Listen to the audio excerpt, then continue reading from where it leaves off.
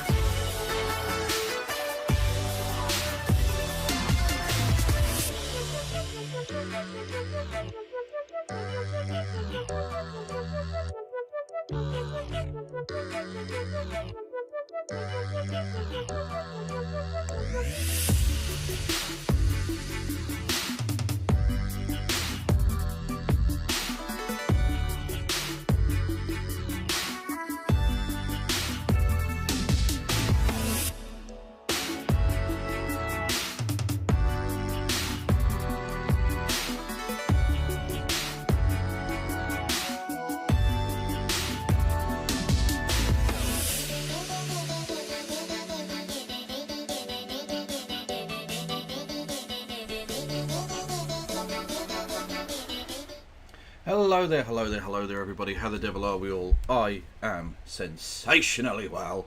I thank you for asking. Let me just turn the gain up on the old microphone there, I think. Just so we know we're definitely rocking and roll. Is that the right way? Hello! I don't know why that's happening. Anyway, hello there, everybody. How are we all? Today is a special combo stream. We're doing a combo fucking stream, everybody. We're doing two shows in one. Curtis of the Turning Point Lifts. I should stop calling him that. The Turn Left Media. Our old friend Curtis, friend of the show, friend of the channel, friend of humanity. Yes, we're going to be doing the stream together. We're going to be doing Normal Island, which I've been on before, once or twice, and it's very good. It's a more newsy type show, so get prepared for news, Kev. Certainly far fewer dick jokes. Mostly me giving actual opinions that I hold about news, which, you know, is a thing I sometimes do. And then after that, Christy will be on in like 2 hours ish to do our usual happy hour thing, but it'll be a bit shorter because it's later there, so, you know, she had stuff to do, which actually worked out well because it means I could do the Normal Island at short notice, which I might not otherwise have been able to, given that it's Wednesday. But there you go. Hello there, some random geek. Hello there, regulars. Hello there, non-regulars. Hello there, everybody. Welcome in, one and all. Don't forget, if you enjoy my content, and why would you not enjoy my content? It's fucking perfect. Perfect. You can hit the follow button. You can subscribe. You can subscribe with Amazon Prime. You can gift subs to the community. You can do bits messages. 200 bits or more gets you a text-to-speech. Although I will be turning that off when we go on with Curtis, because it's news time. Okay, serious news face, Kev. That's the way it goes. You forgot to broadcast on the Discord that you're going live. Oh, suck my fucking schmeenus. I'll do that now. There's always something I fucking forget when I'm Russian. Not Russian. I'm not Russian. Not that there's anything wrong with being Russian. I'm not against Russians. Okay, some of my best friends are Russians. That's not actually remotely true, but you know. Everyone, live right fucking now. Boom. There you go. Apologies. I'm fucking bad at this. I tell everyone, go and join the Discord, and then I forget to fucking put it in the Discord. I am an absolute schmeaty bellend. Of this, there is no denial. None. What was I going to say? Totally forgotten. Totally fucking forgotten. Bollocks. Where was I? I was doing my thing, wasn't I? I was doing my shilling. You can do bits messages. 200 bits or more gets you a text to speech. Although again, we'll be turning that shit off because serious newsy news. Thank you for that meme, 255. Much love. Absolutely not remotely appropriate to anything going on there, but thank you. I appreciate it. Liz Truss is forever a fountain of nonsense and pork markets. Good opportunity to use the pork market emote if that's a thing you've got. Anyway, you can do super chats via the Streamlabs link below. You can. $2 or more there gets you a text to speech. You can help me out on Patreon and or PayPal. You can go over to the Discord where I occasionally remember to post updates. Actually, I haven't forgotten to post an update there in a while. Today was the first in quite some time. I'm disappointed with myself, but you know what? I'm disappointed in you, chat. I'm not really. I'm disappointed in me, and I'm coping very badly with the situation. Yes, I've got YouTube, Twitter, Facebook, Blue Sky, TikTok. These are things you can find me on in various ways. Usually by typing in Kevin Logan, and I'll pop up. Although not always. Sometimes there are other people called that. It's not actually an enormously uncommon name amongst the whiteoids. Yeah. What's the best news you've ever heard? Stop it. Get some help. Yeah, it was that. It was Michael Jordan telling me to stop it, get some help when I was on drugs in the 80s before I was born. Fact. Okay, I'm turning the alert box off now. I mean, thank you, but like, I don't need that distraction. I've got enough fucking problems trying to like stay focused as it is. I don't need fucking extra nonsense. Anyway, yeah, so that's off now, but you can still give me money if you wanted to. As indeed, thank you, Nick Popkin, who by the way is awesome, and you should go and check out his awesome cats. Not on Twitter though, Twitter's a fucking Nazi shithole, but go to like, they're on Facebook. You can find them on Facebook, and they've got awesome cats and that, so love it. You were on drugs since you were 3, Kev. I was not, no. He made that advert before I was born. God dang it. I think. I don't know. Yes, anyway, thank you for resubscribing. 39 months, mate. That is amazing. Thank you. Oh! Jesus. Oh. Apologies, my face decided to try and explode there.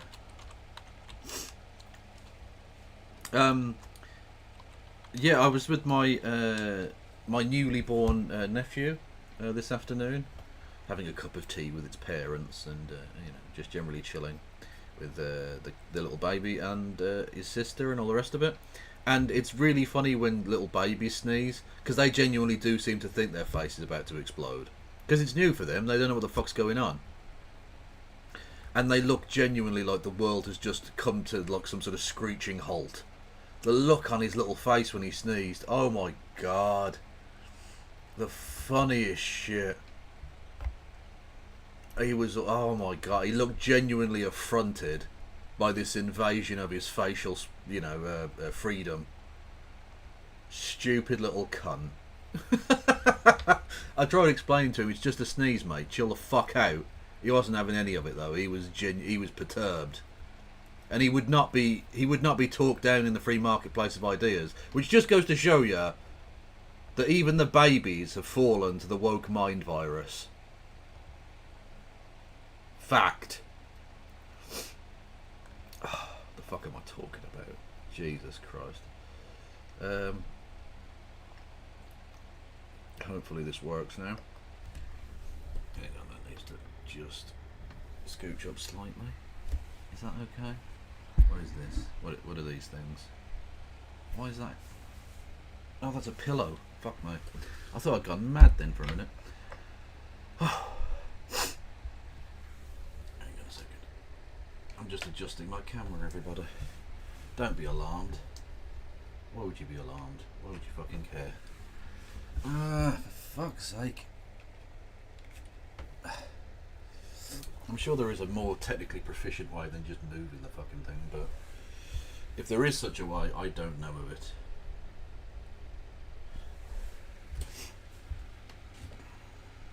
Yeah, that's still too fucking high.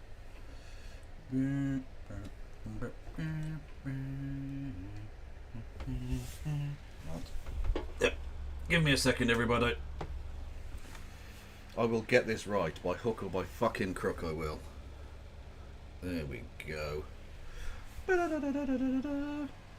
There we go. Perfect. Settings. Audio.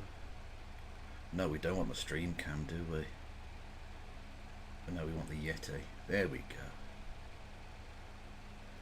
No, hang on. Speaker, headphones. Yeah, that's the one we want. Okay. Hopefully this works. No, I don't want to mirror my camera. No, there we go. Display name. Kevin motherfucking Logan. Sorry everyone, I am just setting the thing up. Enter the studio.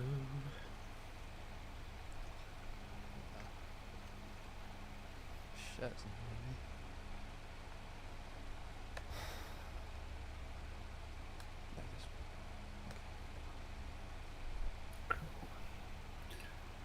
think we're all set up. Oh, Kev's in here, so we're probably live somewhere. Yeah, somewhere on the internet. You might- Hello. You might be live somewhere on the internet, yes. Hello there. Yeah, don't worry. I gave the warning. Hello, Kevin Logan fans. No such people exist. I have viewers. I don't have fans. You absolutely have fans. I mean, there's 2 here right now with you. Well, that's so. very gay, and I love it. Thank you. Good. It's supposed to be. Yes. Hello, Fans. Kevin Logan viewers. Yes. Everyone go and follow Curtis and Cog on their various platforms. Fans, cultists, you know, whatever. I works. feel like Kevin, you should be charging your viewers a bit more because they've got like premium access. No one else gets to see this. Well, yeah, they've got premium access to this, but I forgot to even post about me doing a stream today in my own Discord. So they barely get normal access. So you know. Fair enough. That's how you take care of your audience, isn't it? Yeah, exactly. Treat them mean, keep them keen, mate. Oh yeah, that's where I've been going wrong. Yeah, exactly. You've been like respecting and liking your audience and growing and stuff. You know. Yeah, it doesn't work, does it? Well, it works better than my plan, which is to be horrible to them and then they leave. I think some low key like it though, don't they? They definitely Back do. and forth. Yeah, definitely. Oh, also, Cog, how's the audio? I think last show I was peaking a little bit. Yeah, you could stand to come down just a little bit. Kevin, say something. Something. Excellent. Yeah, I think you're about right. Thank Something. you. I've turned it down a little bit, but I tend to speak quite loudly. So, is this peaking or are we all good? I think we're all good. Yeah. Also, can we not bury the lead? What is going on with your Barnet lad? Do you like or? I don't know. It's a little bit 90s boy band. I'm not feeling it, and I'm definitely in a position to judge people's hair. You know, definitely. So after the show, this is where I sing to Kevin as a 90s boy band person. Backstreet Boys, Genuinely like. motherfucker. Yeah. Got it done today, actually. Got it cut and bleached. My No, hair's so it does dark, look they bleach nice. it I'm only twice. playing. No, it's fine. I already hate you. I'm joking. I can never hate Kev. You don't hate me as much as I hate me, so that's fine. Want to bet? Yeah, no. I think I went lighter than last time as well. So Yeah. yeah, just I felt like I got a bit of an Emma Darcy kind of thing going on. See, I'm so old I don't even know who that person is. They play Rhaenyra in House of Dragon. I don't know what that is. What are you talking You about? know the show House of Game of Thrones spin-off. Oh, I know And Game there's of a- Thrones. I didn't know it had a Yeah. spin-off. Wow. I am Yeah. very So old. there's a show called House of Dragon, and Okay. one of the Targaryens, Rhaenyra, is played by. So you Emma could be Darcy. making any of this up. I don't know if any of those words were real. The House of the Dragon true. and the Flippity Flobs and the Scooby Doos. Like, who the fuck are these people? I don't know who these people So are. uncultured. I thought I am. was uncultured. I really am. I'm not. Well, I'm uncultured and white, which is worse. True. Fact. My own audience are now digging into me for not knowing what this show is. Fuck you. Fuck Yeah, all I of you. feel like you should drag Kevin for that because it's one of the most famous TV shows. Even if you don't watch it, it's just everyone knows about it. Yeah, I would have watched it, but the football was on, so you know, I made my choice. Typical white bloke, innit? Oh, bloody football, innit? Well, exactly. I could have been watching that, or I could have been burning down a hostel or something. Come on now. What else am I going to do? True. It's a fine line, isn't it? Not a hostel, a hotel. What did I say? Hostel. That's not the right thing at all. You knew you're doing news tonight, Kev. Come on, you prick.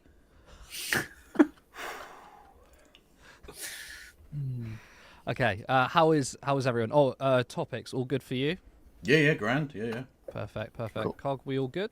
Yeah, I think so. I'll drop out and then we'll do the intro stuff. I'll get Kevin off as well, so he's not just like awkwardly there You're when going we to go get live. me off? Well, you haven't even bought me dinner yet. What the I hell's know. going on here?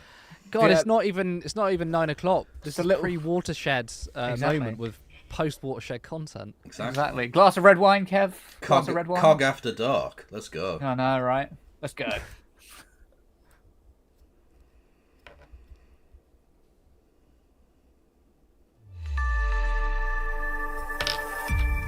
I am now muted. They cannot hear me.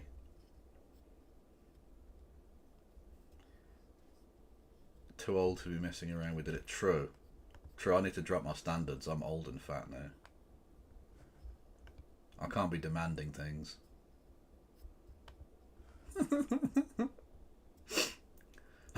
Oh yeah, so the topics for tonight are Rachel Reeves, the Chancellor, being shitty about social rented rent. You get the idea. What else have we got? Oh yeah, the government being criticised for its immigration rhetoric. Cal surprise. Israel being shitty, naturally. And the right wing losing their shit doing the copy pasta thing that I told you about yesterday. I can hear you though. Yeah, no, you can hear me. I'm literally talking to you. I am doing a show myself as well.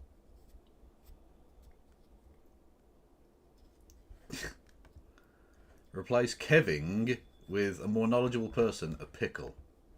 I'm Pickle Kev. I am Pickle Kev.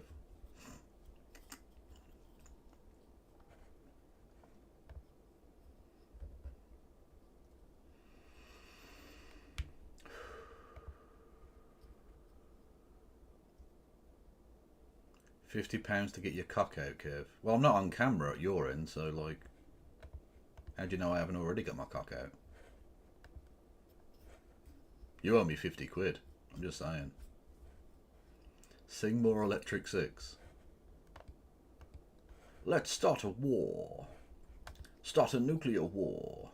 Welcome back to Normal Island Live. I'm Curtis Daly. I'm your host this evening. And tonight, I'm joined by good friend of the show, Kevin Logan. Kevin, I hope you are well. I'm extraordinarily well, and all the better for having your presence. It's such a charm. You're such a charmer whenever you come on. You grace me with your presence. It's always good to have you back on. But the stories we are covering tonight: Rachel Reeves eyes increasing social rent to pay for housing. Amnesty International attacks Labour on immigration. Right-wing pundits in panic mode on social media, and Israel targeted a school in Gaza. Now on to our first story. Rachel Reeves has come up with what might possibly be the worst idea to fund affordable housing. Social housing rents will rise by more than inflation over the next decade as part of UK government plans to boost affordable house building and shore up the finances of struggling landlords. The Chancellor, Rachel Reeves, is working on plans to introduce a 10-year formula to calculate social rents on homes that will result in rents increasing every year by the rates of the Consumer Prices Index, which is now 2.2% plus 1%, removing an existing cap on rises. I mean, why won't people think of the landlords? So Labour are going to increase rent for social renters, which, I mean, social housing is typically for those on lower incomes. This will then be used for so-called social housing. Kevin, I mean, who does this actually benefit? I mean, obviously those who have to pay more will lose out, but I mean, what even is the logic here? I mean, this, to me, seems like it's going to divide people even further. Yeah, well, this is just Rachel Reeves continuing her George Osborne tribute act, basically. So much for the much vaunted decade of renewal and change that we were promised only, 7 weeks ago now? Good Lord. Yes. The people who will benefit from this are obviously landlords and private developers. Once again, the Labour Party has seen correctly a problem in society and come up with totally the wrong solution to the problem. In fact, this isn't even a solution to the problem, as is so often the case. This is a poor attempt, a very, very poor attempt, at trying to equalise the gap between social rented prices and the quote-unquote affordable private sector prices. And the emphasis on the word supposedly in that previous sentence is very deliberate, because they're not affordable, and we know they're not affordable. The problem is that in order for more private housing to be built, they'll often knock down, because they can't build on greenbelt sites and you've got land banking, they'll create a brown site by destroying pre-existing social housing, but promising to build a very small percentage of affordable housing. And local authorities get to set the rate for that, which is often set at the maximum, which is 80% of market rental price, which is twice the amount of social rented, which is 40%. And 40% is already a little bit too high, because we already know that 80% of market rate is ridiculously unaffordable for the vast majority of the poorest in society. So it's not affordable housing at all. What it is government cope. It's pretending that the problem isn't really there. So in order to try and equalise that problem, rather than punishing the people who force this situation, those at the very top, they're going to force that cost onto the very poorest in society, further ruining it, adding to the gentrification of areas without even having to knock down the houses, because people won't be able to afford them, and then the local authorities will sell them off, and all the rest of it. When George Osborne described Rachel Reeves as mini-me only a few weeks ago, he wasn't wrong, was he? She literally is forcing the very same continuity austerity on us, forcing the poorest in society to pay the financial burden of problems caused by the richest in society. It's Cameronism 2.0. I mean, with many of the major policies Labour have announced, we've essentially seen Labour push costs onto people instead of footing the bill from the Treasury. I mean, a while ago, there was an £88 billion private investment into water, which was announced by Steve Reeds. And the way they were going to recuperate the costs was through higher bills. Birmingham Council, Labour-held council, sold 750 homes to private companies, where the private sector will obviously use it to make profits, added extra cost to residents.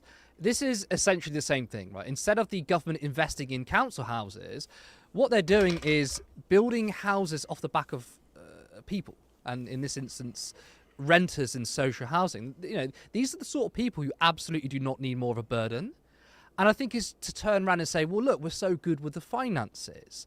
The problem is, all right, Labour also promised to make people's standard of living better, which they're also failing to do. So, I mean, why are they doing this? I mean, do they not think that people will notice? I mean, or do they think, okay, well, I'm personally worse off, but don't worry, Rachel Reeves was better at balancing the books than the Tories, so I guess that's all right then. Well, why Rachel Reeves is doing this is because she is just George Osborne. Like, this is fundamentally the austerity solution, quote unquote, to the situation. So for her, it's a sort of ideological tenor that the poorest all must be made to pay, because the idea that you could in any way affect the huge amount of money being raked in by the leeches of the landlord sector and the leeches of the private equity firms that run all of these building establishments, that's anathema to her. She was never going to allow that for that to happen. I don't know that Keir Starmer has any knowledge of how finance works at all. It's not a thing he's ever been involved with. We know he had to be given a crash course in economics when he became leader of the party. He's a person of supreme irrelevance when it comes to this. So basically, she's been given free rein to do what she likes, and she's doing the Tory thing because she's a Tory. One tiny glimmer of hope in all of this is the idea that I think a lot of Labour MPs, especially a lot of new Labour MPs in marginal areas, will hopefully behind the scenes put pressure on her and Keir Starmer before the budget to drop this, or to at least severely curtail the situation. Because they know this is going to be disastrous for them, because this is just a continuation. This isn't change, this isn't a decade of renewal, this is a deepening of the problem that got them elected in the first place, for which their constituents would quite rightly not ever forgive them if they betrayed them in that way. So hopefully they'll do that, but that relies on two things which the Labour Party have not shown themselves to be in possession of. A, giving a shit, and B, a backbone to stand up against it. I hope I'm wrong, but I suspect they won't be able to do that in the long run, because they've got such a massive majority, and so many of the members of Parliament are feckless lackeys. I mean, Rachel Reeves has boxed herself in with these fiscal rules. So when you talk about some Labour MPs potentially pressuring the government to sort of change tack, I find that quite hard to believe, because it would shatter the illusion that Rachel Reeves has tried to create, which is that, you know, treating the economy as a household budget, and that we can't do certain things because of our fiscal rules or the money isn't there. And as soon as she breaks that rule, because these fiscal rules are absolutely ridiculous, because she may inevitably or will be forced to break that rule, the media are going to ask questions. They're going to say, well, hold on a second. All these things you couldn't do, such as scrapping the 2-child benefit cap, you couldn't do it back then because of your fiscal rules, but now you've been pressured into this. And that's going to expose the Labour Party and Rachel Reeves as liars. I also think what's very striking in terms of this specific policy, what's so striking is that Labour are openly saying they are prioritising landlords over social renters. Now, I'm not surprised that Labour are pro-landlord in policy. They've demonstrated that they back those with more power than those without. I mean, think of all the billionaires that have joined the party in terms of donations. But optically, this isn't a good look. I mean, does this show once again, despite Labour winning a huge landslide, the party are politically incredibly stupid? Yeah, well, we know that from the fact that their comms during the election was so abysmally poor. They essentially didn't win the election. The Tories committed suicide on a massive scale, and Reform came in to kill them off, basically. We know that there was no massive love for Keir Starmer or his policies whatsoever. He is barely more popular than the man he replaced, Rishi Sunak, in that role. They are politically rather stupid, and that's where I'm hoping that because they're on a lower level and they would understand the will of their constituents, that MPs will behind the scenes. Again, they're never going to vote against it because there's no way they're going to revolt against the first budget of a new government, and that's understandable. But one hopes that they have this, I mean, just the self-defense instinct to understand that their own backside is on the line. And that the optics of this are so abysmally poor that they'll pressure her into dropping this. And again, as with the fiscal rules, they are obviously stupid. And they've been broken already anyway. You can't have a completely uncosted, indefinite £3 billion a year to Ukraine, which, by the way, I'm absolutely fine with us giving aid to Ukraine. But the point being, you can't have an uncosted, indefinite, I mean, that potentially infinite, £3 billion a year. I mean, I would say in terms of inside a fiscal network, it doesn't make sense. I mean, that's the failure of the media there, isn't it? Because we would rightly point out that £3 billion every single year to Ukraine. I mean, Keir Starmer made that commitment indefinitely. That's not a costed policy. You and I aren't particularly, against that policy in of itself. But when you're setting these so-called fiscal rules and saying we can't, scrap a policy that keeps children in poverty.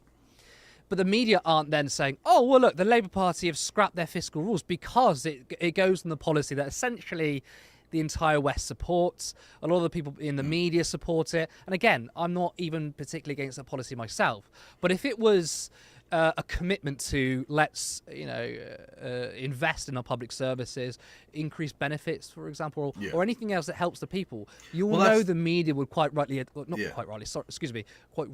attack Labour on it. Yeah, absolutely, yes. Yeah, you'll notice that the fiscal hawks disappear when it comes to money for Ukraine or aid to various countries. We'll talk about Israel a little bit later on, for instance. But yet, when it comes to spending a penny on British schools, British hospitals, rented sector, whatever, they all of a sudden they're shit on absolutely every single penny that gets spent, all the rest of it. And this is the point. When people talk about the budget as being like a household budget, it's ridiculous. We know that's ridiculous because we're literally a sovereign currency issuer, for God's sake. But also, with a household budget, even if we take it out there at face value, with a household budget, one of the best ways of solving the problem is to have extra intake of money. So you work extra hours at work, or you get a better job, or whatever the thing might be. And we have that at our disposal. If we're going to treat it like a household budget, okay, fine. Let's tax the richest. Let's increase the money coming into the household rather than starving. Surely. Well, I mean, that's a good point, because that's essentially even John McDonnell's plan back in 2017 and 2019.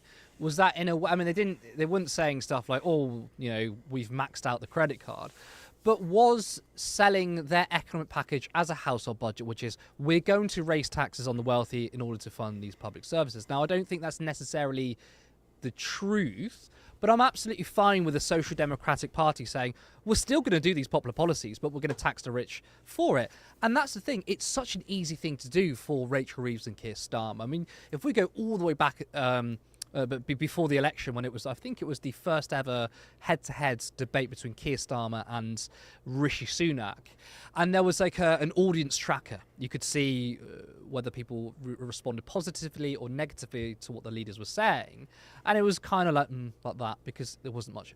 There was nothing inspiring from either the leaders. But when Keir Starmer said we're going to raise taxes on the richest, and obviously that's more in terms of capital gains tax. Again, a policy I support. Not enough taxes, and obviously not a wealth tax there. But when he said that line, you saw the sort of audience response shoot up. It's a popular thing to do, and I don't understand why Rachel Reeves won't do it. Well, actually, I'll reframe that. I do understand why she do it, because obviously there's a lot of billionaires that are back to the party. Now, what strikes me here is that I'm trying to compare this to Tony Blair. Now, again, I have so many disagreements with New Labour, the way they funded things, for example, but they did fund things. So PFI, I think it was a disaster, but at least they used that capital to put into public services. This, to me, feels incredibly different, that Labour are looking at funding housing on the back of the poorest of society. And all the time, we hear from Blairites or Starmerites that, whatever Labour government we get, it's going to be better than the Tories. They're going to attack the poorest, and all you lefties that won't support Labour, you're just middle class and you're purist in your thinking. Well, I mean, this is an example where Labour are pitting lower income people on social rent against other low income people who are going to need social housing. So this is, I mean, you can correct me if I'm wrong, but this to me feels like a huge distinction between, Labour today than Blairism back in 97. Yeah, I think they are to the right in many respects of where Blair was.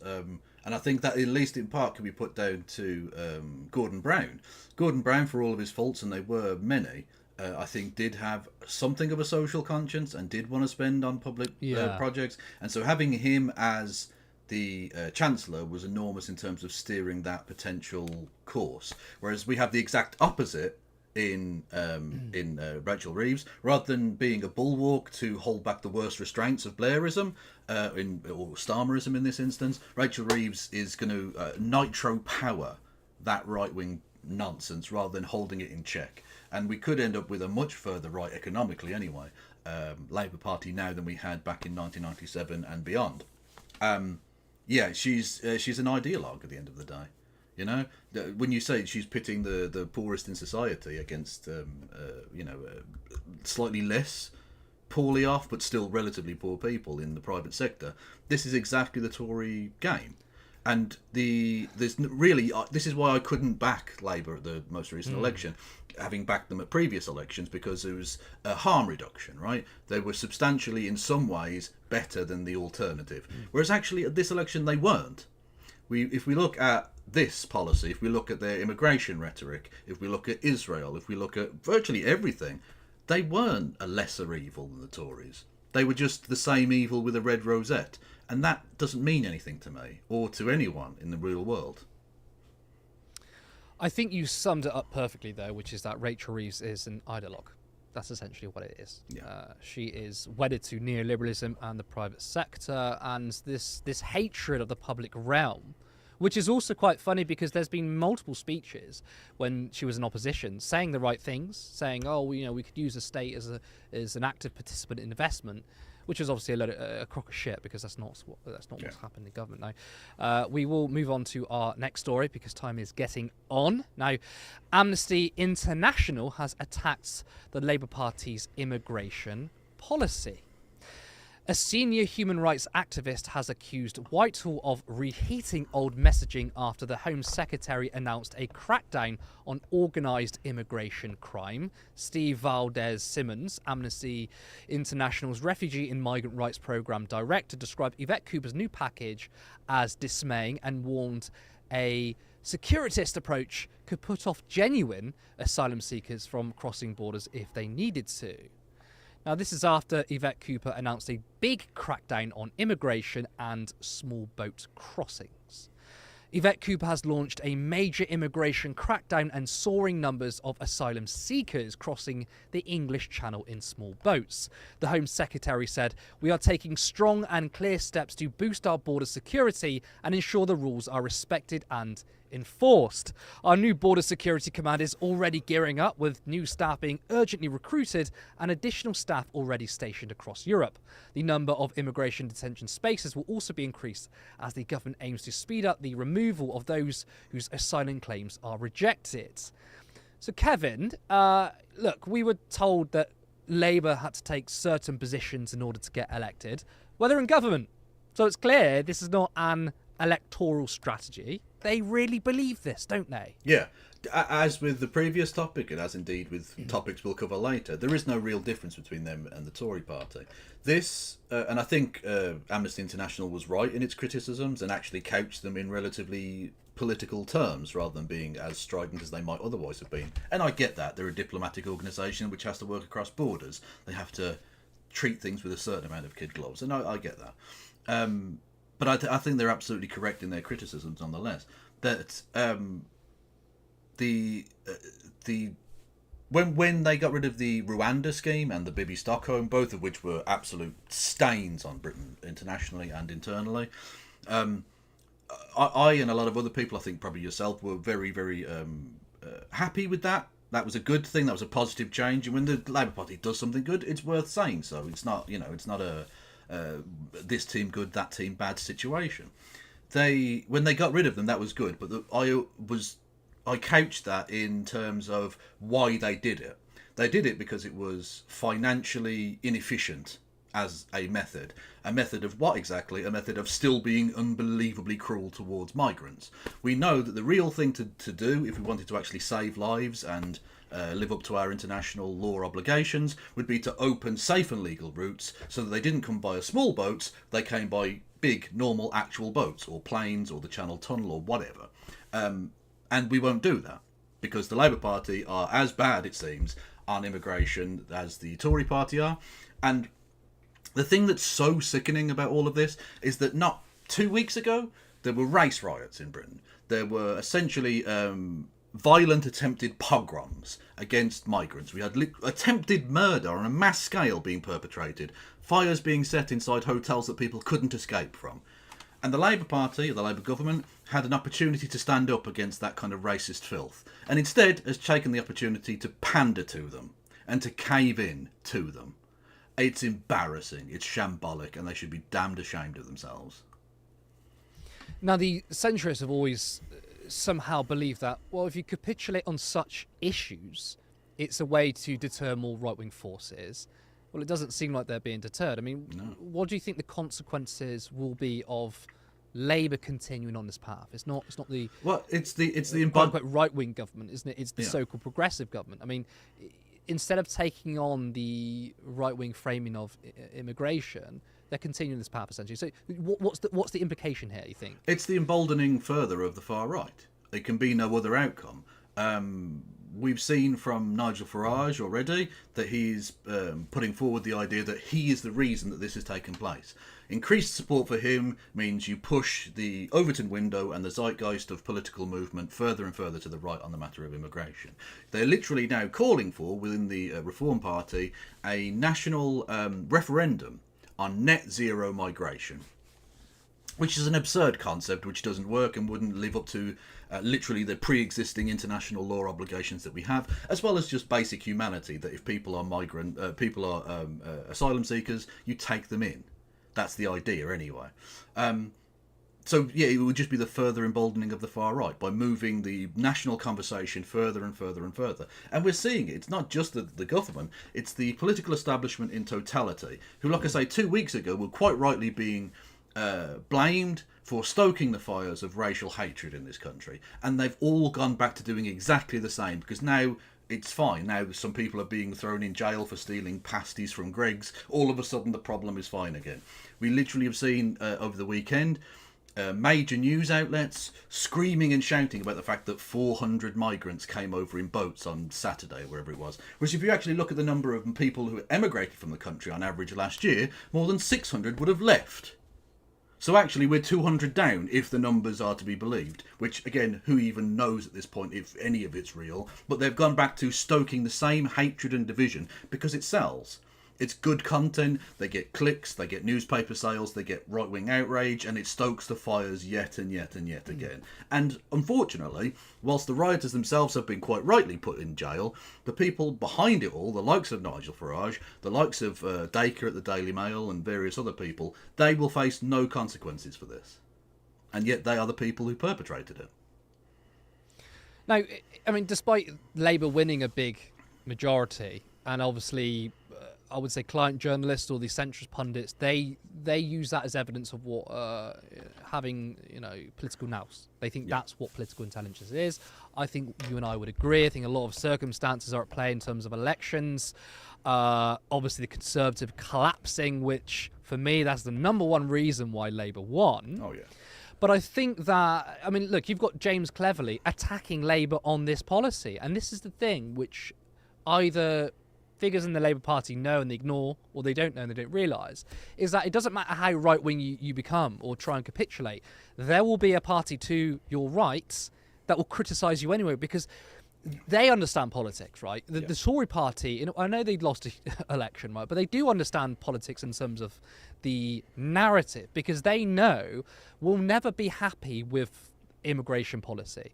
We'll always try and push it further to the right. So every single time the so-called Progressive Party does capitulate, you won't have the Tories say, oh, that's actually really good. Thank you. That's what we wanted. No, they're going to try and go even more right-wing. Yeah. And you enable that, don't you? Because you're actively pushing the Overton window to the right. Yeah. Now, in terms of Yvette Cooper's sort of migrant clampdown, which is essentially mostly refugees and people on boats, this is separate than, the levels of immigration that people talk about. I mean, Labour hasn't talked about safe routes, right? They want to go after criminal gangs, fine, but that's not addressing the root problem. They want to increase detention centres, which are frankly horrible. A whole lot of abuse happens in these places. So this isn't even about lowering the so-called economic migrants. This is going after the most vulnerable, which wouldn't make a dent in the overall number of immigration. You've just pointed out there, if the numbers are to be believed, 400 migrants or refugees coming to this country, but there were 600 people who left. So why aren't they... Again, I disagree with stronger restrictions on immigration, but I also accept that the majority in this country support that. Why aren't Labour talking more about levels of immigration or going after levels of economic migrants? Why are they going after refugees? I mean, it's absolutely poisonous when it comes to the political debate. Yeah. Can you demonstrate to me how this is any different to the Tories, especially Rishi Sunak? Well, I can't demonstrate that to you because it isn't. Fundamentally, Yvette Cooper is now doing a Priti Patel tribute act. Yeah.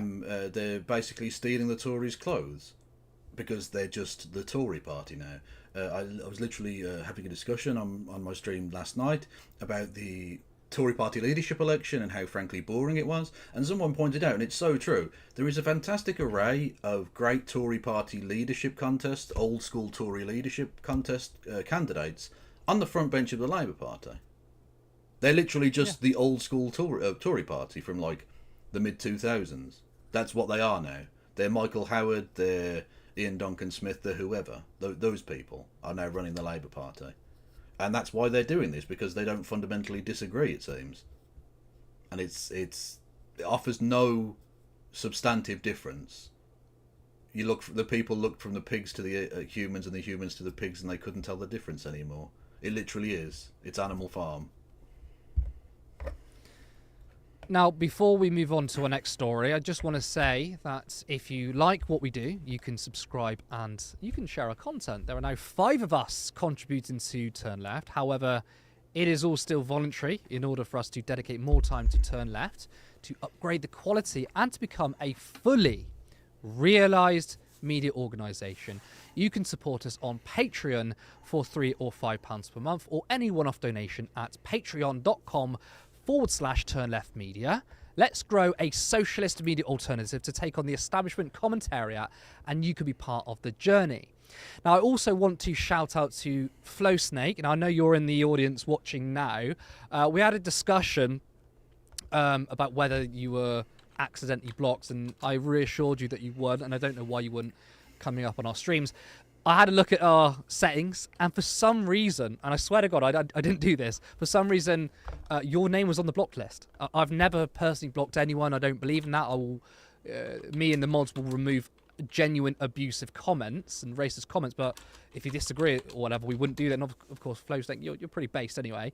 So I apologise for that. I don't know why, but you are back on the stream and you are able to contribute and comment. Now, speaking of comments, let's go to some of our comments already right now. Jacqueline Jack H, good to see you again. So Reeves wants to help struggling landlords, bless them, and stuff the struggling tenants. It's inexcusable, isn't it? I mean, it's a Tory policy. In fact, I mean, you could argue that the Tories would try to sneak this try to sneak these sort of policies, but to admit it in an article that they're doing that, I don't know if they even would do that. Let's go to another comment.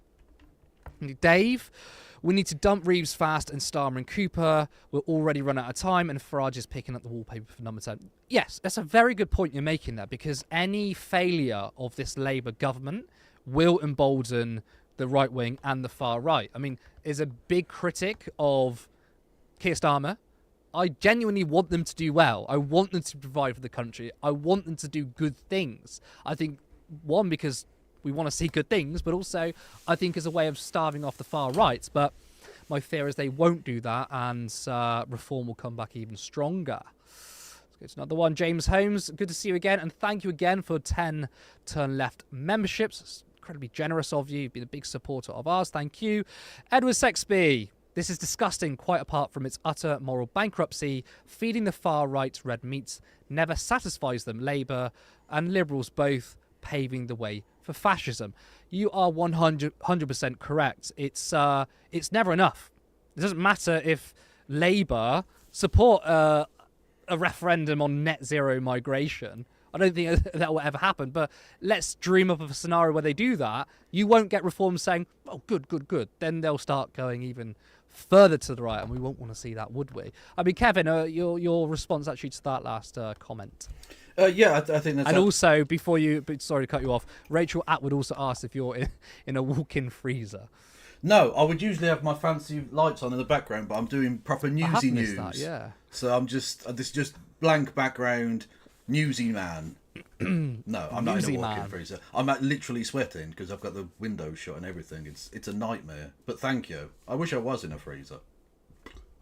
Anyway, what did you ask me? Yeah, sorry, yeah, they're paving the way for fascism. Yeah, exactly. Well, I mean, not to be too jam man pilled, but we were offered socialism or barbarism, and you told us that socialism was anti-Semitic. So welcome to barbarism, I guess. True. Actually, one last comment from Great Brit. A refugee who passes through 10 to 12 safe countries is not a refugee. I'd like you to take that one, Kevin. Yes, they are. What are you talking about? You don't have to. You can. There are a number of reasons why they would pass through any number of different countries. Also, that just means that you're palming the problem off onto the neighbouring nations. Like, what about if someone leaves a landlocked nation? They can't leave the next country they get to. That's absurd. Don't be so silly. You know there are reasons, well, in terms of family unification and stuff. Also, right. When all the other countries are also being, frankly, evil, I think France's migration regime is also pretty demonic, frankly. Why would they not seek the next port of call? Of course they're going to. This is not a new phenomena, the idea of people migrating across huge tracts of land in order to escape oppression in various polities. This is a thing that's happened since time immemorial. And also, let's be honest, you're not saying that because you think that this is like a good argument. You just don't want brown people here. I saw your PFP. You're a dickhead. And I also want to address that comment because regardless of how you feel, whether you think they're a refugee or not, by law they are. We have set up legal institutions. We define these people as refugees. But I want to ask you, let's just say you're a refugee. Your country has gone to shit. In fact, actually, Britain bombed your country. You have nothing. Yet you know there's family in Britain. I mean, would you not want to reunite with your family? There's so many different reasons as to why people would pass through multiple countries. And to say they don't take the first country that has them, therefore they're not a refugee, well, I wonder if you would have that same treatment on yourself. Because, again, if you were to pass through multiple countries to get to Britain because you know people there, you would say yourself, well, that's why I'm doing it. Well, that's the same reason why they're doing it too. But why can't we be a bit more compassionate? And we're a very rich country. We can afford to have these people. I mean, sometimes being positive and empathetic is far better for your own personal health and mental health than being quite reactionary, I would Also, say. I think you cede too much territory there by saying we can afford these people. They're actually a net benefit. We know they're a net benefit. Financially, True, culturally, in terms of the fact that the NHS would collapse, transportation system would collapse, our economy would collapse without these people. It's not a matter of us absorbing them as a cost. They benefit us enormously. Point well made. Point well made. Now, we've got 150 people watching across YouTube and Twitter, so thank you everybody who's tuned in. And again, if you're watching and you're not subscribed, hit that subscription button, like it, and leave us a comment. We'll read more of your comments at the end of the show. Now, let's move on. Right-wing pundits are in panic mode as they have been copying and pasting the same tweets in order to cover their backs. GB News host Bev Turner and Dan Wootton shared the exact same message on Twitter. None of the information posted or repeated on this account is known by its author to be false, nor intended to stir racial or any hatred of, nor cause psychological or physical harm to any person of group, howsoever identified. It's like the Facebook scams where boomers say Facebook doesn't have a right to copyright my images or whatever. It's pretty amusing to see the boomerification of Twitter, and it's funny to see right-wing individuals demonstrate that they don't know a whole lot about the legal system.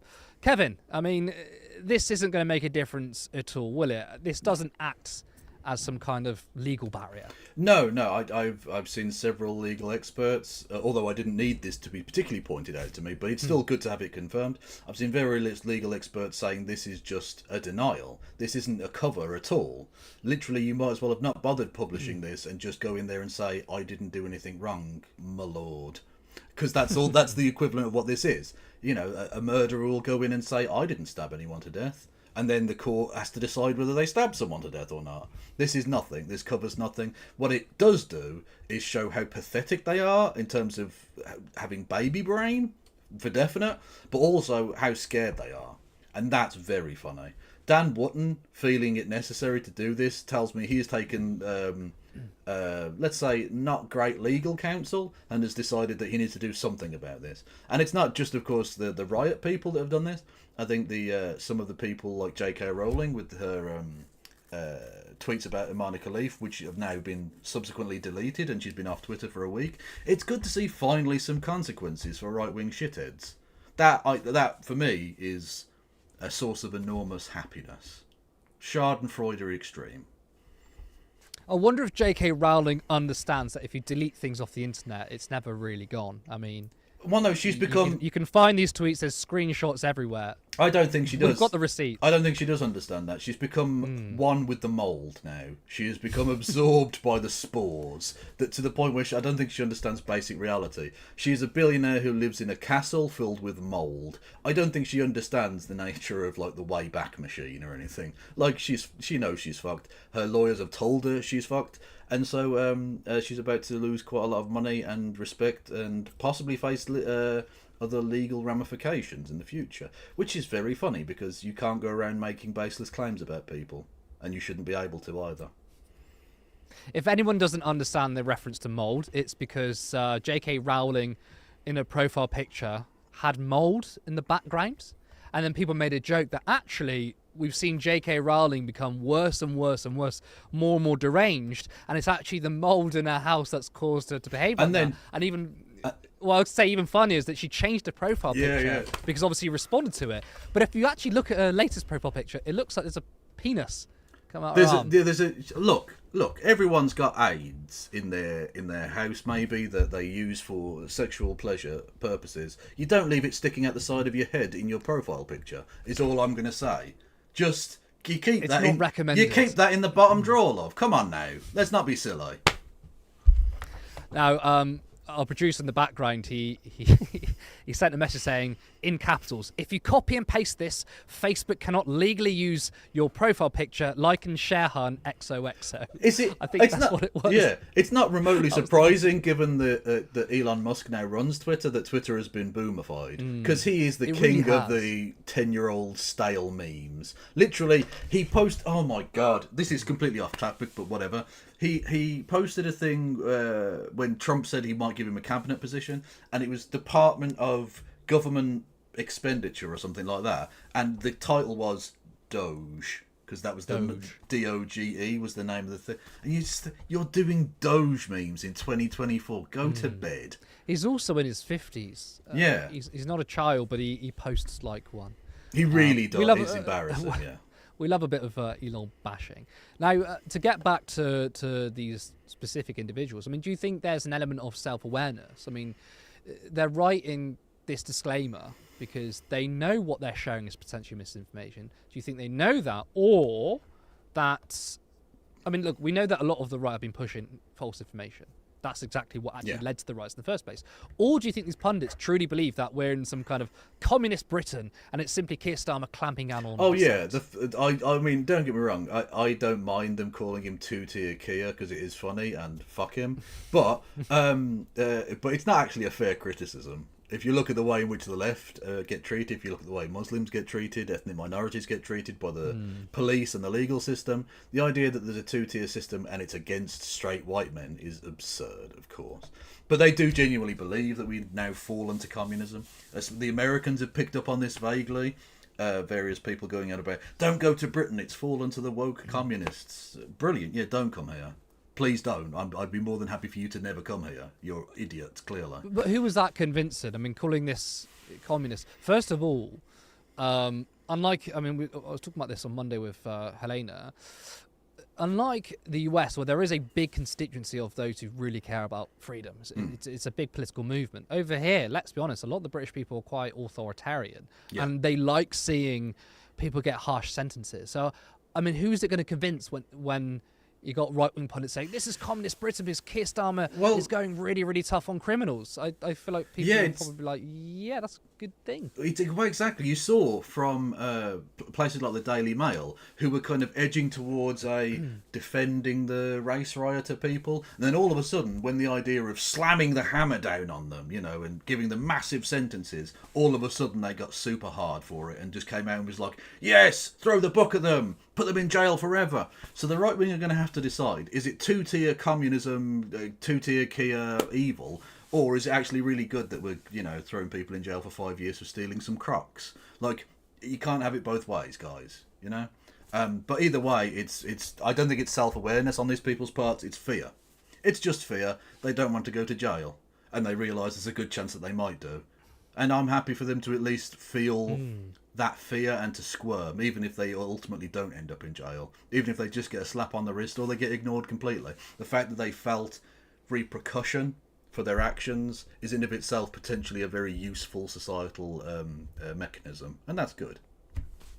But I think it's quite telling in that message. It says, we do not mean to spread misinformation, we don't mean to cause physical violence, we don't mean to be racist. But I feel that language in of itself is kind of like telling on yourself, saying, well, what I could say may be seen as racist, could be seen as potential harm physically to people from what I share. So, I mean, surely deep down they know they're fucking scumbags. Oh yeah, no, they absolutely know that, and they revel in it. But they know that the insane right-wing echo chamber they live in is very different to the outside world, and so when the rubber hits the road of reality they have to try and cover themselves in some way, and this is just a pathetic attempt to do so. Now, let's move on to the final story of the night. Israel targets a school in Gaza, killing 12 people.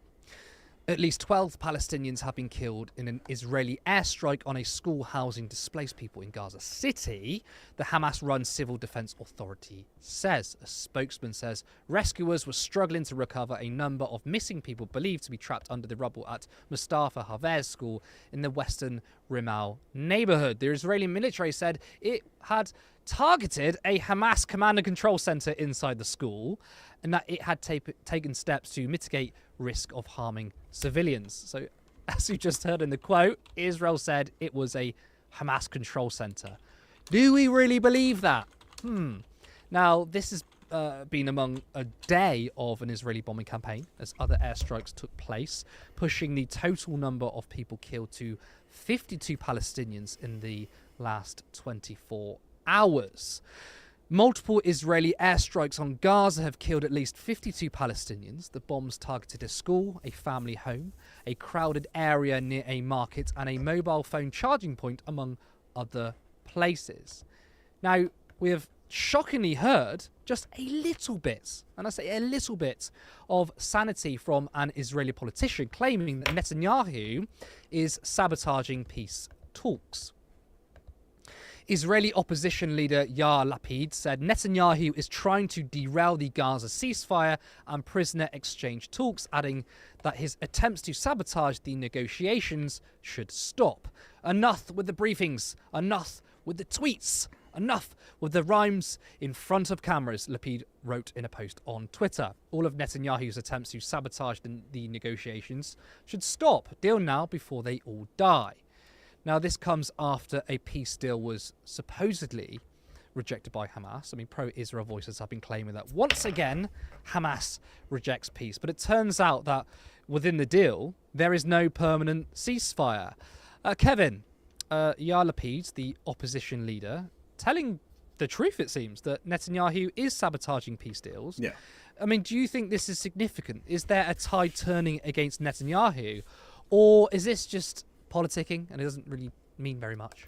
I think the tide has been turning for quite some time against Netanyahu, and that in many respects has forced his hand in terms of scuppering the deal even further, because he realises the only thing keeping him from being jailed, basically, for his corruption in Israel is the war and the continuation of the war cabinet, and the only thing holding that together is a lack of any credible peace talks.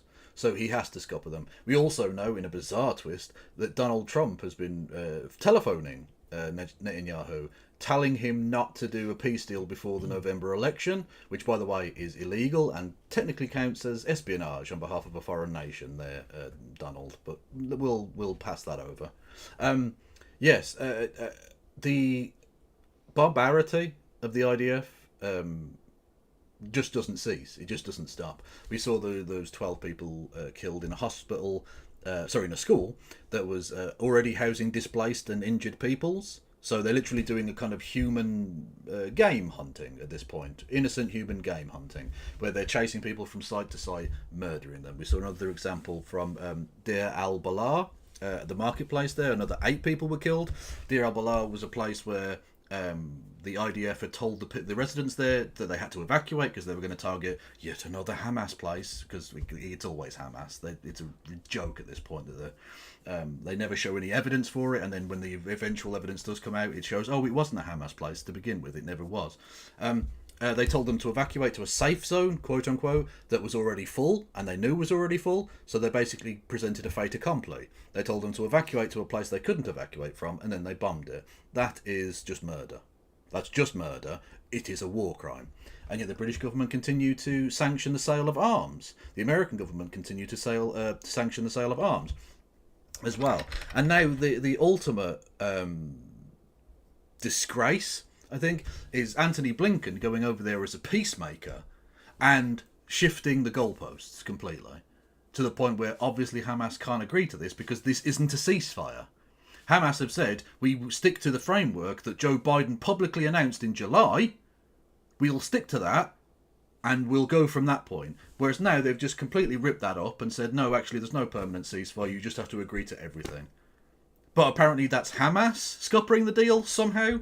I don't know how they're in control of this when it's literally the Israelis and Blinken that changed the fucking context of it. It's ridiculous. They just want to continue the same genocidal bullshit forever and ever, because that's the only way that Netanyahu survives. It's really interesting that you brought up that Donald Trump essentially committed espionage by saying to Netanyahu, don't resolve this issue before November, because there's a pattern here. I mean, Trump has done that before. Obviously this is mostly a British audience, so you might not be aware, But there was a standoff between Joe Biden or the federal government and Texas. Texas wanted to add barbed wire to some of their fences. Basically, they essentially wanted to kill people trying to cross the border. So obviously there was a bit of a standoff there.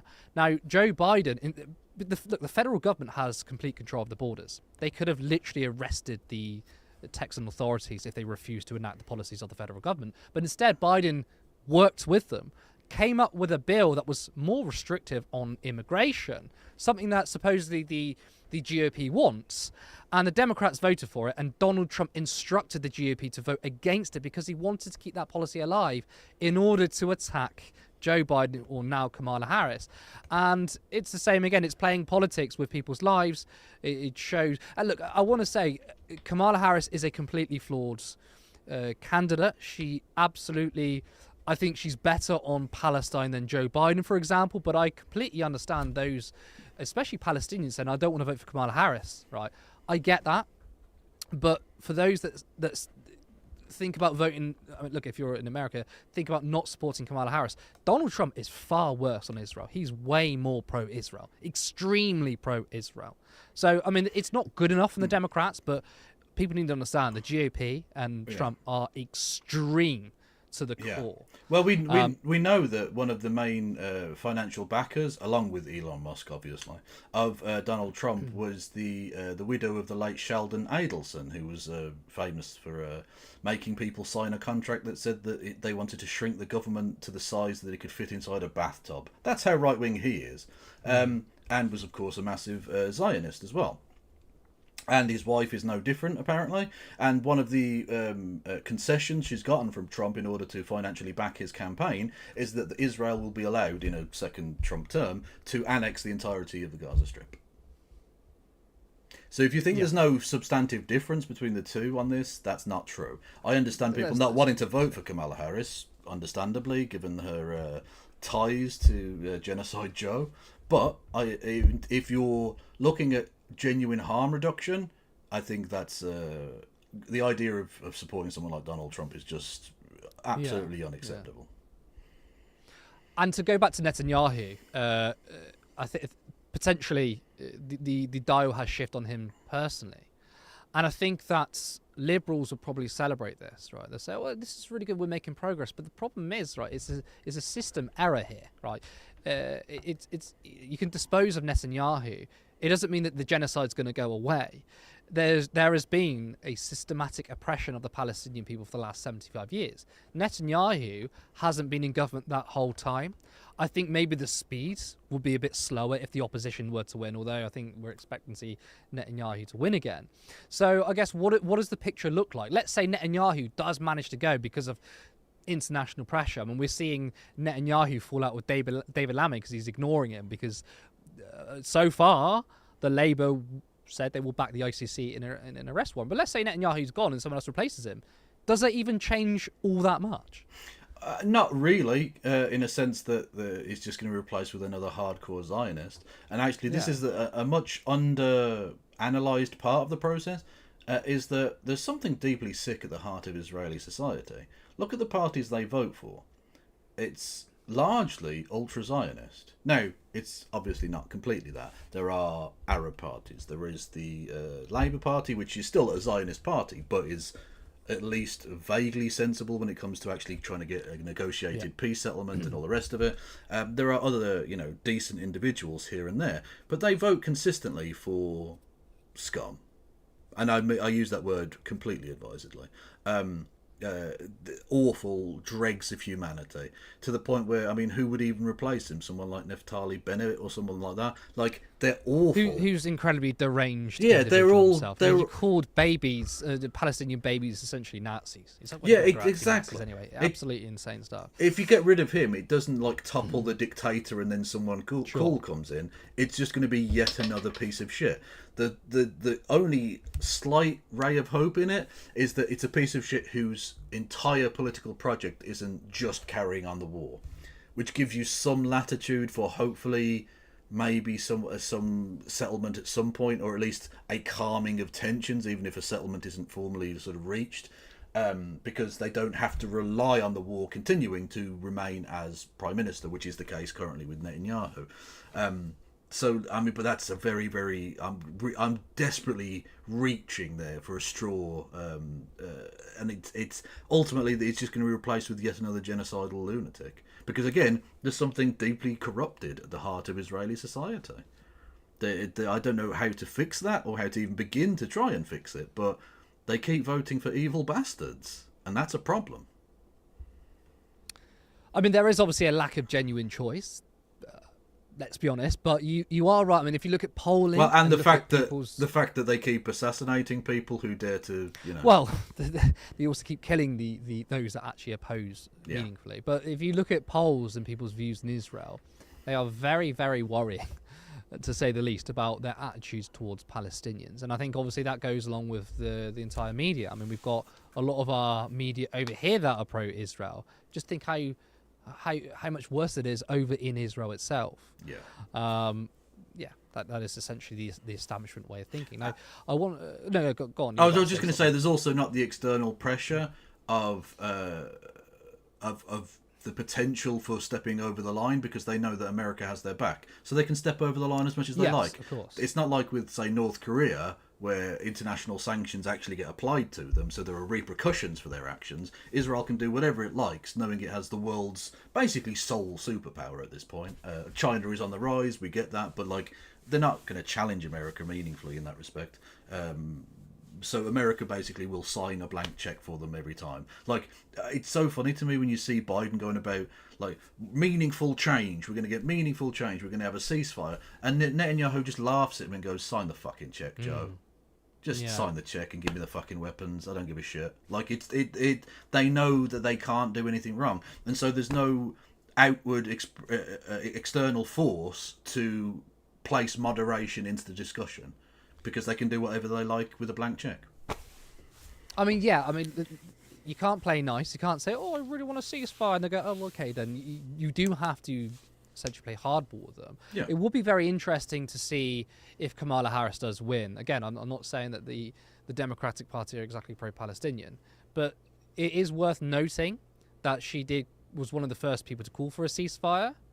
Again, I know it's the bare minimum, but couple that with Labour, again, who are not nowhere near good enough on this issue, have slightly shifted in their policy.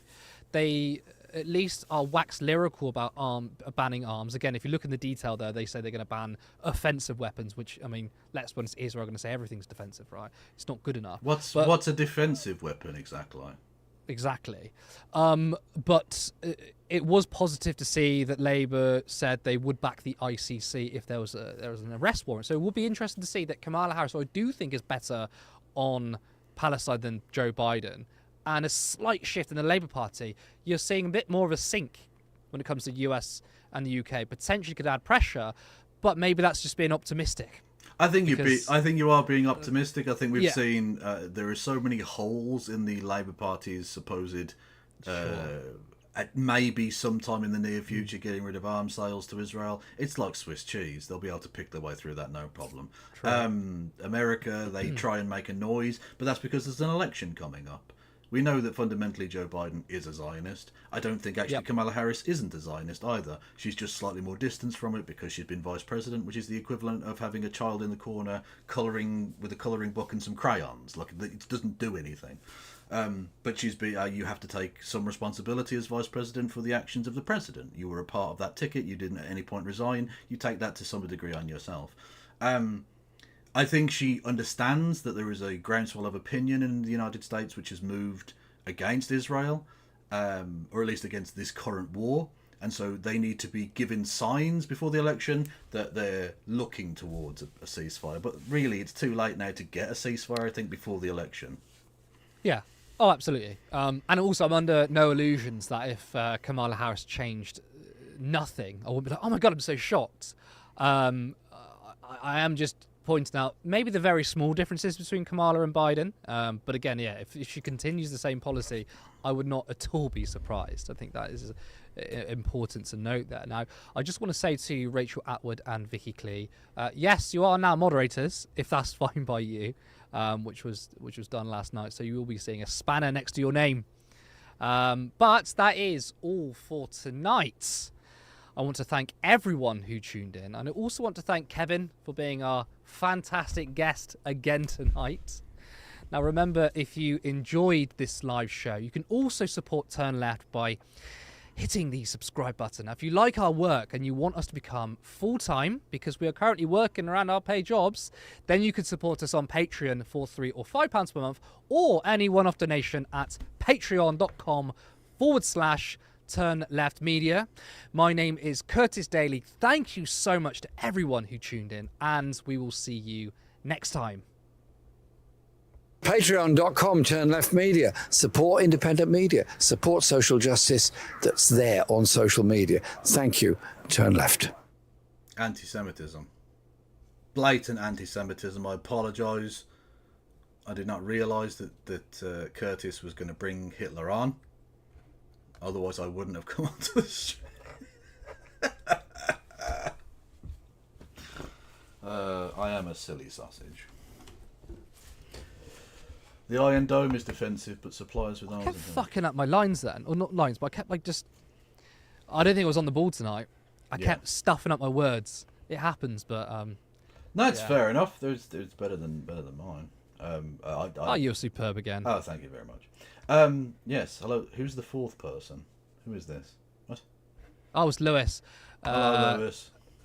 Hello, Lewis. I think he was. He's doing sort of social media clips. Oh, okay. Cool. I know. Just added him in case he wants to talk. Okay. We're a professional operation now, guys.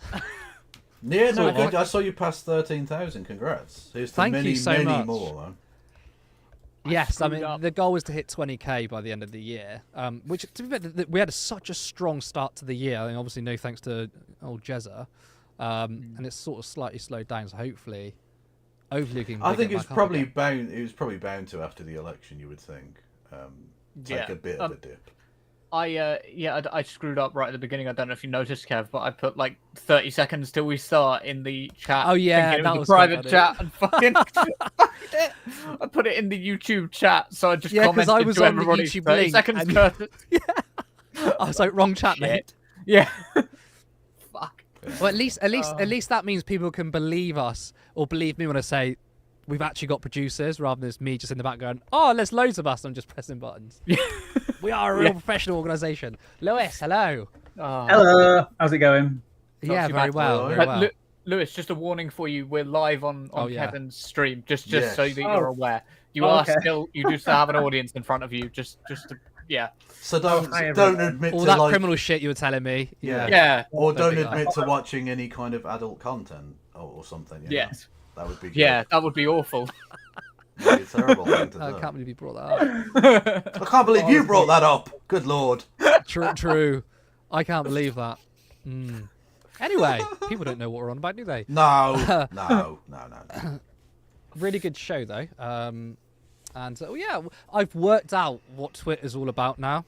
Right, I've worked out how the viewership works. So it's not good news when you know what it is, but basically I think it's the impressions. So when it says live concurrently and it says where the viewership's coming from, obviously on YouTube it kind of fluctuates. I've noticed that Twitter, I don't think it ever goes down. I think it only goes up. So it's not the figure of actually those who are watching live on Twitter. I think it's just counting the impressions it's got. Because obviously if you're getting like 150 concurrent views, you would expect that the total view after an hour will be in its thousands. But every single time I've gone onto the video on Twitter, it's the same. It's like 150, 200. So I think that's what it is. Yeah. It's all wrapped up in Elon Musk's attempt to like advertise. Yeah, but basically, all it is like after a live video that as soon as the live stream ended, it will have like auto scrolled in whoever was watching it. It will have auto scrolled on their phone, and they'll be shown an advert for whoever's still advertising on Twitter. Elon Musk and dodgy numbers, never. with the Trump interview recently, it was like, oh, it almost hit 1 billion when Twitter. That's not true whatsoever. Twitter has like 300 million users, and like more than half of them are bots, and then another half of them are inactive. So it's like, no, come on, Elon. But it was basically he counted everything from like people who were tweeting about it, and they were just impressions of. Say if I tweeted about the interview, and then it got like 5,000 impressions, not even views, just impressions. He would count all of that into it, and it's like, no, that's not the same as actual active viewers on the video. But should we be surprised? His entire wealth is just inflated, made-up numbers. Tesla's worth $100 squillion. No, it's not. No, it's not. That's bullshit. You know it's bullshit. That will and come the banks crashing led down. him 13 billion to buy Twitter, and it's like, yeah, did you see that? It was like the worst investment since the crash, wasn't it? Yeah, the report, they said it was the worst loans that they'd made since the financial crash, because they're never going to get a penny of it back. Basically, they know that now. But it's just weighing their cash book down completely. Why do you keep giving this man money? You know he's built on a pack of fucking lies. Everything about him is lies.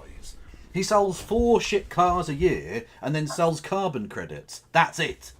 That's all he does. That's literally it. Carbon credits are such a scam as well. It's ridiculous. It's ridiculous. It's like, again, it's the we can just free market our way out of global warming. No, you can't. You free marketed your way into it, you pricks. It's not going to be the solution. Have you not thought that it. maybe we could PFI our way out of it? Yes. Public-private financed forests or something. Yes. Let's go. Lewis, did you catch the show? I did. I watched it all. Yeah. Did you?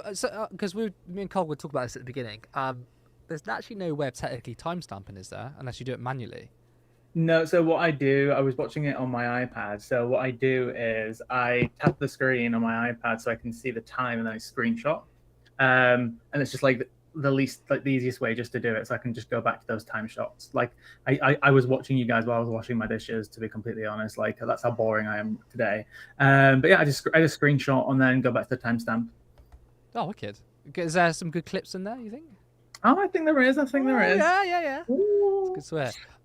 Lewis, are you going to be hosting on Friday? Yeah. Is that did you say yes to that, or was that an unsure? Maybe. Maybe. I'm a little scared. You'll be amazing. You'll be superb. Oh, I'm sure it'll be fine. I'll be the guest. So your first one is me. That's intimidating. Really? No, you're the least intimidating person. No, I'm sure it'll be fine. That's not what you want either. No, you don't want to be the most intimidating person. You also don't want to be the least intimidating person. Also, what do you think, Lewis? Oh, it looks lovely. It's very Robin. Who? Robin, the Swedish pop sensation. No. Okay. Well, I compare myself to Emma Darcy. All I'm going to say is this is genuinely unprompted by me. A person in my chat called Non-Binary said, right, I'm just going to read this out verbatim. Can you tell Curtis he is hot as fuck? I'm a lesbian, but I just want him to know he is so hot a lesbian can see he is attractive. Oh my god. Okay, I love you. Yeah. Make sure you say that about. Tell them I love them. Well, they can hear you. They. Oh, okay. Yeah.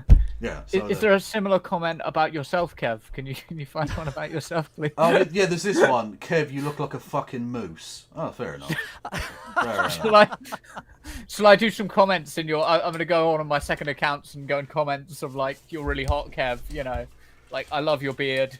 That sort of shit. To be fair though, unironically, I love your beard. Yeah, no, it's a great beard. It is. Thank you. I appreciate that. It is very, very good. I'm not. Because I've been growing this since I was 8 years old. I've never shaved once in my life.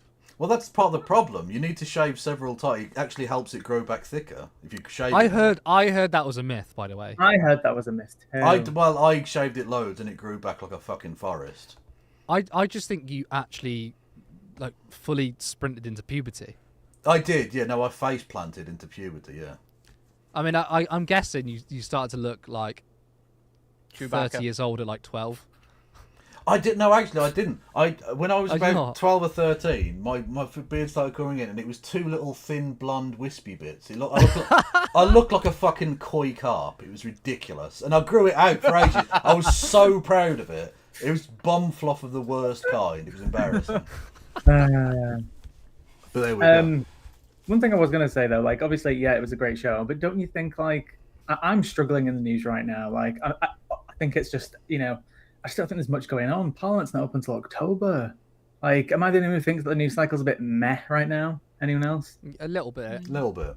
They do come back for a couple of weeks in September, Parliament, don't they? So they'll I thought it was probably. October. Well, I think they come back for 2 weeks and then they fuck off a conference. Yeah. I feel like there's a kind of a dry spell, and then there's too many stories to cover all at once. Yeah. Yeah, that's definitely true. Yeah. Yeah, that's another reason we should potentially consider the whole debates thing, and in the future. Maybe not for this period while we're getting used to having different hosts and stuff, but there's no reason we couldn't like divide up shows and say we're going to cover the news for like 2 stories and then do a host a debate in the second half or something like that. You know? Yeah, yeah. Because I was watching. Right, so I was watching Navarra earlier. I watched a bit of it anyway, and Michael Walker said that our guest Mike is on, but then for like 20 minutes he had a back and forth with Mehdi Hassan. Was that pre-recorded, or was that just they had 2 guests at the time? Because it looked absolutely like it didn't look like you could see like compression on the quality. It literally looked the same. So maybe that instance that was all live. But you seem to think, Cog, that sometimes they pre-record certain bits and it looks like it's live. Oh, they do. They definitely do. And they play it as though it's live. It's actually a trick which so many so many places like that will use. I know the Majority Report does it as well, like that, and really? TYT, they're always doing it, like just playing clips that they've like previously recorded, and it's just to like give them a break for a little bit, so they can reset, get the next story sorted, have a little chat if they need to in the background. Yeah, it's one great way to do it, but you could have the debate live. It doesn't really. Well, we are so live that we're actually live in 2 places. We're on Kev's channel, so Sure. we're the opposite. Well, in 3 places, because I'm on the YouTube and the Twitch, so you're live everywhere. 3 places. I think there is a Turn Left Facebook account which has been sort of neglected, but I think maybe we can do live streams on there. And I don't know if it's worth doing Twitch. I have no idea about Twitch, and I feel like that someone else would definitely have to start helping with that. But I think we can probably use Facebook. But Facebook is really small. The page, the Turn Left, is really small. Like I feel like we need someone as a social media, like dedicated to social media. Yeah, I think so. As you continue to grow, definitely. And actually, debates. If you do debates, they are undoubtedly a good way of. I mean, it's sort of clout chasey, but like you're trying to chase clout, I guess, right? So yeah, go and do it. You know. I think a big boost for you and Christy actually, Kev, was when you debated Sargon of Akkad. Like, God, you spoke to that guy. Yeah, it didn't actually like it. And the funny thing is it doesn't even matter whether you or the person on your side wins the debate. It's so weird, because ContraPoints, like her channel became massive. If you listen to like her talking about it, her channel became quite big after she debated Blair White, and she like thoroughly lost that debate. Like ContraPoints really badly lost that debate, and she admits to this day. She's like, yeah, I fucking plummeted in that debate, but people still find her to this day through that debate. And still, I know a lot of people, obviously, especially in the debate space. What do they call it? BreadTube on Reddit, I think they call it. BreadTube. It's like people. I think people start out generally with good intentions, but then they just go down the hole of like it's all about getting the biggest dunk and yada yada yada. But I do feel like debates are good because it's not just about winning or losing; it's about who your audience is, right? And if you're out there to make somebody think differently or challenge somebody's ideas, it's about the audience who are watching. It's not even necessarily about who's winning and losing, right? And that's how I got into this space as well. I still do a lot of debates, and so does Cog. And for me, that's my motivation. I don't care who I'm debating or what the topic is. It's about whoever's watching. I'm hoping to change their minds. Yeah, exactly. Yeah. Yeah, because the other person has a financial vested interest in never changing their mind.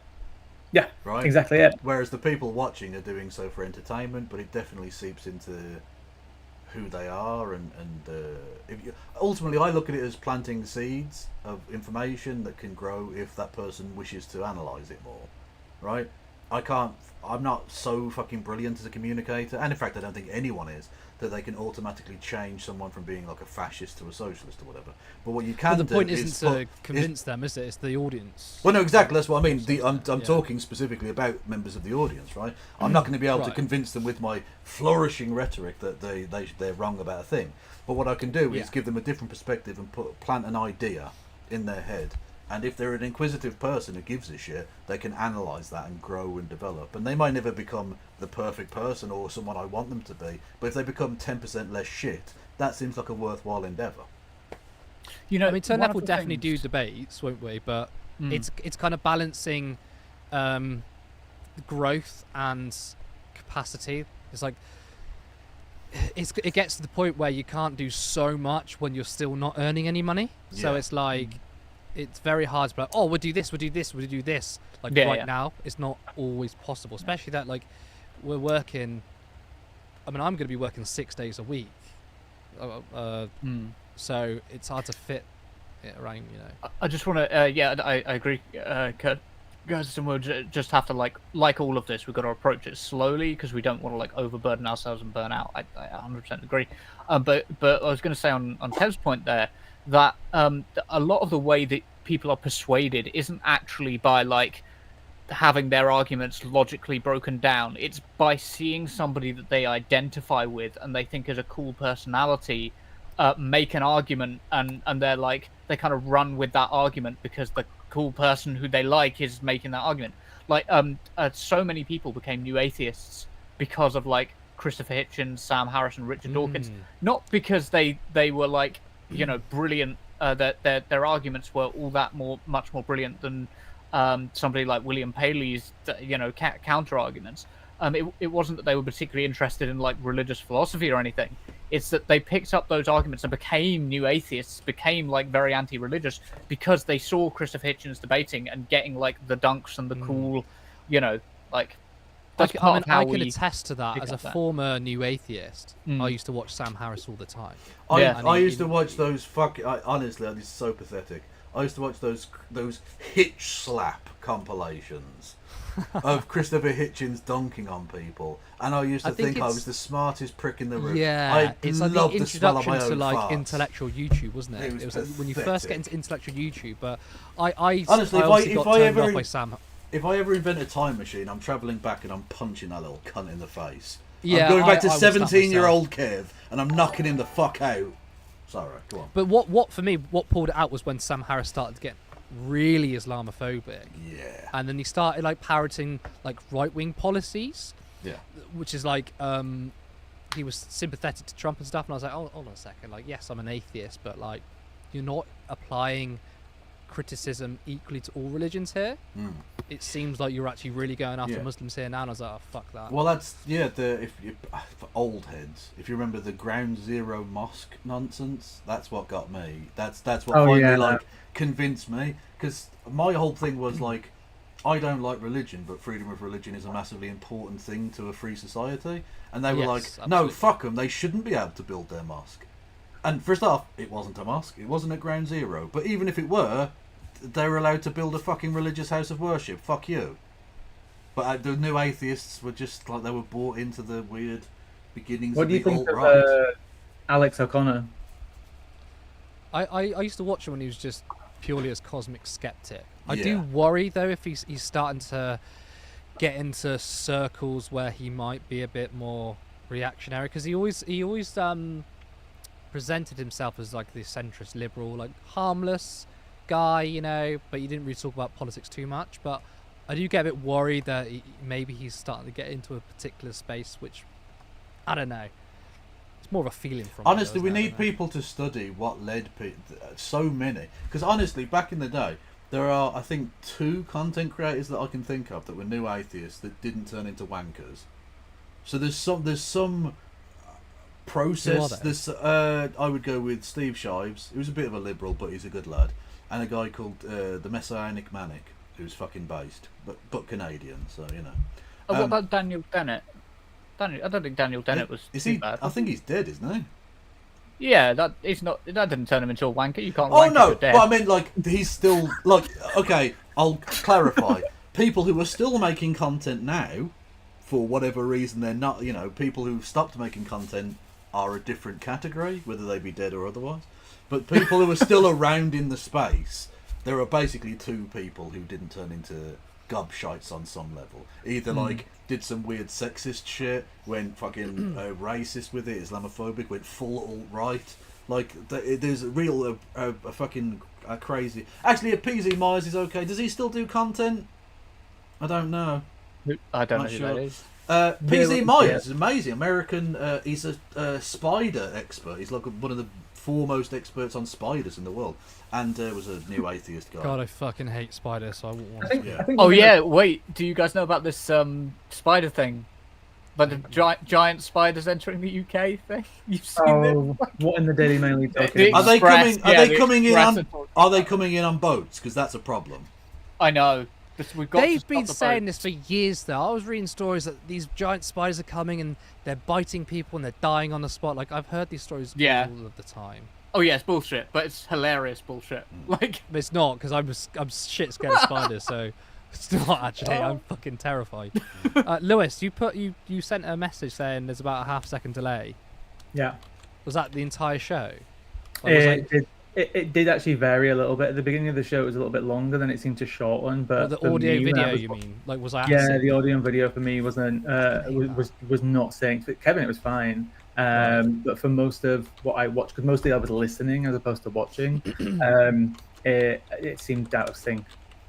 I did really see don't know the why. message, but like I was like, I can't really do anything to sort of fix that. Like I could take Curtis out and put him back in again, but And also, you know the mic issue at the start where it's coming through one channel? This is the ironic thing, which is why StreamYards really pisses me off, is that I clicked stereo because this is a dynamic condenser mic. It is a mono mic. It's not a stereo mic. So through OBS, I have to copy the channel from the left to the right. I have to make it stereo. So I couldn't remember, for some reason, if you click stereo with this mic on StreamYard, it makes it mono. If you uncheck stereo, it makes it stereo. So I checked stereo thinking that was correct, came through one channel, and I knew exactly what you're talking about, so I fixed it by unchecking stereo. Makes no sense. It's literally the opposite. But I feel like we need to move software because there's so many, because obviously backstage Are you still going through OBS? I am. I haven't always done, but there's a couple of shows I've been doing OBS for a while because my video feed is actually really good now, because what I've done is basically through StreamYard it tends to blur me a little bit and I want crisp quality. So through OBS what I've done is I've got a circle mask around my face and I've sharpened it. So now the video quality is actually really good. But yeah, obviously It might be worth just testing it out without OBS now and see what happens. And see if what there's anything happens. else. Yeah. Because I think that probably is the problem, to be honest, that you're going through OBS and that's creating the desync and the delay. There is ways to fix that in OBS, but because sometimes it's working and sometimes it's not, you'd have to probably have to manually adjust it each time. But yeah, just looking back at the playback now of the video, it's out of sync all the way through for you. Christ. About half a second ish, maybe just up to half a second to a second. yeah, yeah. I don't. Sorry, Kevin, I hope we're not boring your audience. No, that's absolutely fine. I mean, it's either me gonna bore them or someone else, so it's fine. Yeah. Me and Kev do have crisp quality, by the way, but the crisp is specifically salt and shake. Like, Let's go. Where- True. I'm gonna get going because I've got a couple of things I need to get done tonight. So I will see you all a little bit later. Yeah, I Pleasant think I'll chatting to you. to- pop off as well. Yeah. But thanks for I've having got me the on, and clips, so- we'll do it another It's time. always a pleasure, and Thank you. you're essentially like a regular guest now because I can rely on you for your based opinion. So Thank you. Okay, it was lovely meeting you, Aaron. Lewis, sorry, Aaron is your surname. Lewis. Yes. We'll talk Nice to meet possibly you. another time. I hadn't realised you hadn't met. Sorry. No, that's fine. Yeah. So rude, Curtis. And I will see you all another time. Yeah. Take care. Yes. Bye-bye, bye, Kevin's audience. Well, there you go.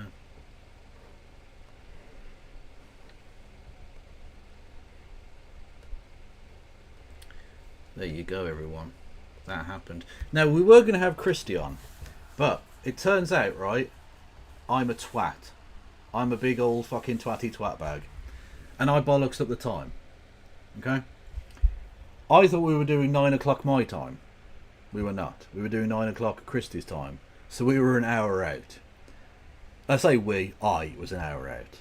I am what's technically referred to in the business as a prick. So, what I'm going to do is just not stream more tonight. Because I can't be bothered. Yeah, I think you got Newsy Kev. You got Newsy Kev. What more could you possibly want, right? Facts. Thank you everyone who gifted subs. Thank you to Orgle Wargle for gifting 5 subs. Much love. Thank you Nick. Thank you Ollie for resubscribing. Thank you King Silver for resubscribing. Much love to you all. You're all based and awesome. We're not angry, Kev. We're disappointed. I'm disappointed too. Who's going on Twitch that I can kick everyone over to?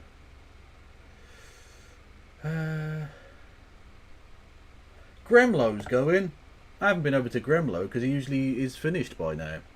So I'll send you all over to Gremlo, who is good people and that. Doo-doo.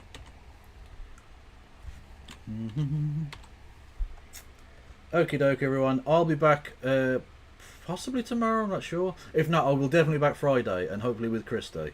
So, yeah. Stay beautiful, people. Stay fucking beautiful. Thank you so much for all of your support. Yes. Yeah, just stay beautiful. What else can I say? Probably something better, but I don't know. Anyway, thank you for listening. No pass around.